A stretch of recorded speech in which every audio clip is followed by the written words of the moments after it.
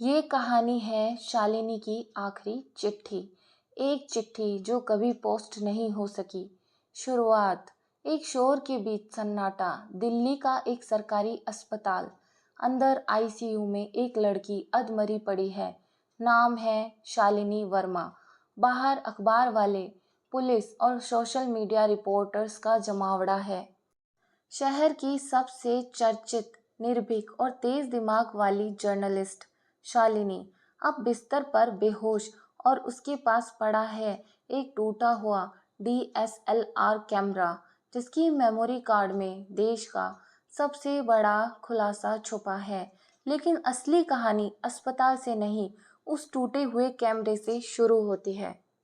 5 साल पहले भोपाल। शालिनी एक सीधी सादी, किताबों से प्यार करने वाली लड़की थी। बचपन से ही सच और न्याय के लिए लड़ने वाली। उसकी जिंदगी में दाखिल हुआ इवान, एक लो प्रोफाइल कवि जो बोलता कम था पर महसूस बहुत करता था। इवान उसे एक कॉफी शॉप में पहली बार मिला था, जहां शालिनी एक आर्टिकल टाइप कर रही थी। वो पास बैठा, मुस्कुराया और बोला, तुम्हारा सच चीखता है। लोग डरते नहीं तुमसे, खुद से डरते हैं। शालिनी थोड़ी चौंक गई, और यहीं से शुरू हुई एक अनकही मोहब्बत। प्यार की खामोशियां। इवान उसे सुनता था, समझता था, सवाल नहीं करता था। शालिनी उसके साथ वो हो जाती थी जो शायद खुद अपने साथ भी नहीं थी, शांत। हर रविवार दोनों साथ बैठकर चाय पीते और शहर के सबसे पुराने फुटपाथ पर चलकर घंटों बातें करते। इवान उसकी बातों को कविता में ढालता और शालिनी अपने आर्टिकल में उसका जिक्र कर देती। आज फिर मैंने उससे मिलकर खुद से बात की। एक शाम जब बारिश हो रही थी और बिजली गुल थी, शालिनी ने पहली बार इवान से पूछा, अगर मैं एक दिन गायब हो जाऊं तो क्या तुम मुझे ढूंढोगे? इवान ने गहरी सांस ली। नहीं, मैं तुम्हें लिखता रहूंगा और शब्द तुम्हें ढूंढ लेंगे। कुछ दिनों बाद शालिनी एक केस पर काम कर रही थी, एक कॉलेज लड़की की संदिग्ध मौत।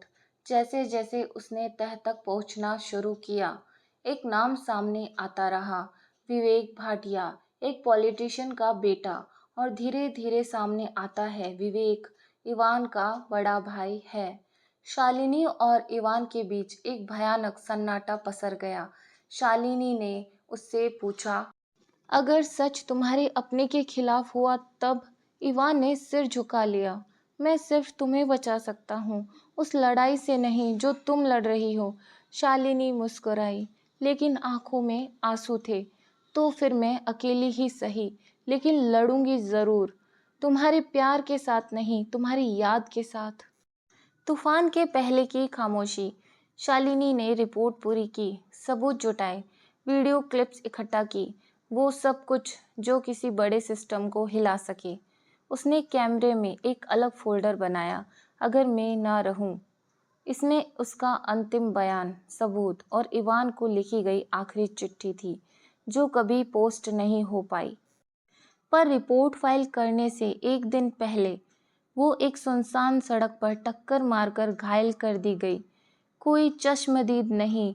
वो 6 घंटे तक खून में लथपथ पड़ी रही, पर हाथ से कैमरा नहीं छूटा। उस कैमरे में वो सब कुछ था जो उसका सच भी था और उसका प्यार भी। अस्पताल में आखिरी सांस। आईसीयू में वो कोमा में थी, लेकिन नर्स कहती है एक बार उसकी आंख खुली थी, उसने बस एक नाम लिया, इव। डॉक्टर्स नहीं समझ पाए इव कौन था, पर अस्पताल के बाहर एक लड़का था, कविता पढ़ता हुआ, किसी से नजरें मिलाए बिना। लेकिन उसके सच की आवाज अब भी जिंदा है, शायद किसी कैमरे की लेंस में या मेरे फटे हुए दिल में। कहानी का दर्दनाक अंत।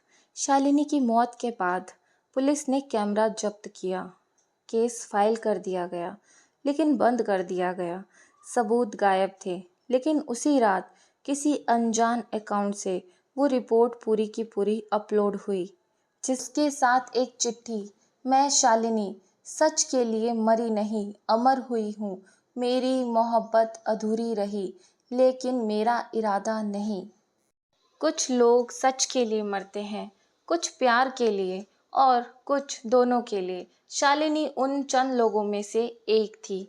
ये कहानी आपको पसंद आई हो तो कमेंट बॉक्स में कमेंट करके बताएं और चैनल को सब्सक्राइब करें और ऐसे ही कहानियाँ सुनते रहें। धन्यवाद।